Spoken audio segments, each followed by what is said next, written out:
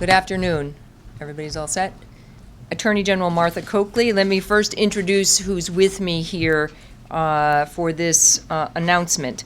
Starting on my right is Assistant Attorney General Patrick Hanley. Next to him is the Division Chief of our Enterprise and Major Crime Division in the Attorney General's Office, Dean Mazzoni. To his left is Major James Hannafin. He's the head of the Division of Investigative Services. To my left is Essex District Attorney Jonathan Blodgett, and to his left is the First Assistant Attorney General, Jack Dawley, who also was appointed as a Special Assistant Attorney General for this matter. With over 103 indictments, 31 individuals charged by way of indictment after a year-long investigation, District Attorney John Blodgett, who began this probe, and I today announce a major strike at a large organized crime network involved in drugs, gambling, loan sharking, and violent enforcement, all of which we believe caused a threat to public safety. The Essex District Attorney's Office initiated this major enforcement action and asked if the Attorney General's Office would assist when the criminal activity that was their focus of investigation spread beyond the scope of the jurisdiction of that county.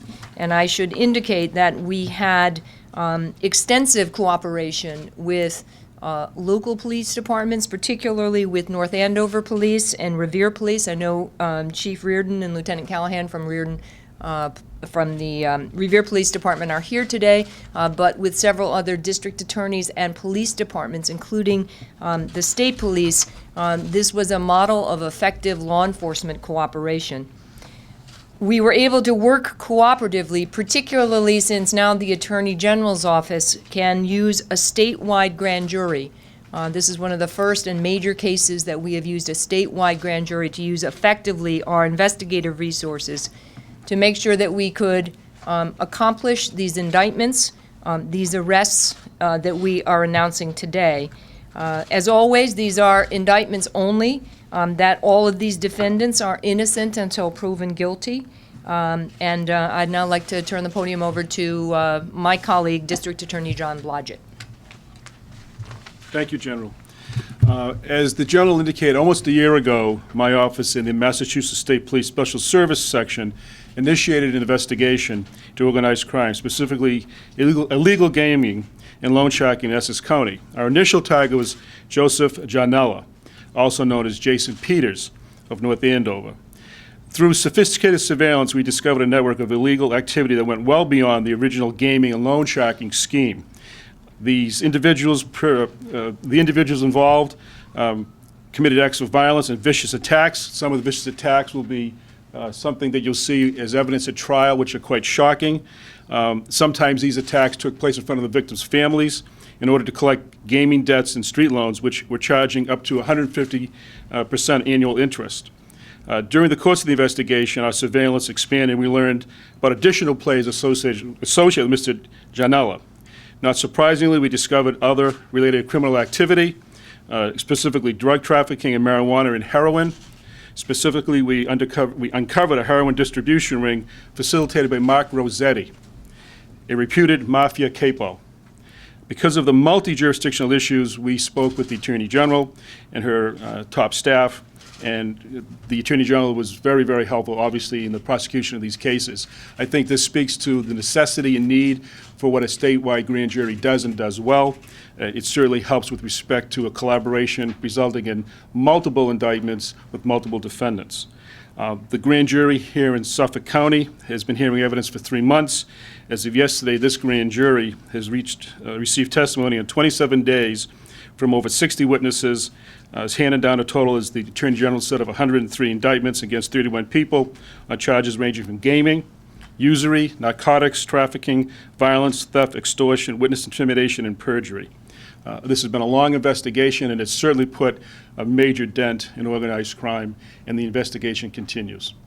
Thank you very much. And Major Hannafin? Thank you, General. As a member of the Massachusetts State Police Command staff, I wanted to express how very proud we are of the troopers that worked on this case, and in particular the troopers assigned to the Special Service Section. This current case is a clear example of how great police work and the accompanying grand jury investigations can clear up numerous criminal activities that may otherwise go unsolved. As always, these cases require a cooperative effort between prosecutors and law enforcement officers.